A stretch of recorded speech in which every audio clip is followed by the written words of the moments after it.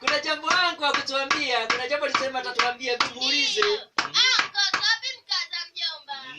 Watoto swali gani haya mwanza kuniuliza sasa? Anko tuambie. Hata basi niwaambie mimi. Tuambie anko. Mke wangu aliwaga dunia. Wakati singeongoja, wakati alikuwa anafuatiana, wakati alikuwa anajifungua mama yenu. Anko, na kabila kwake lienda wapi? Msianze kuniuliza maswali mimi. Mwanangu. Anko. Nikukuza kifua unakuza kifua. Asante anko. Kweli dada. Hiyo ni vizuri sana. Anko umetoka wapi? Hapo zamani.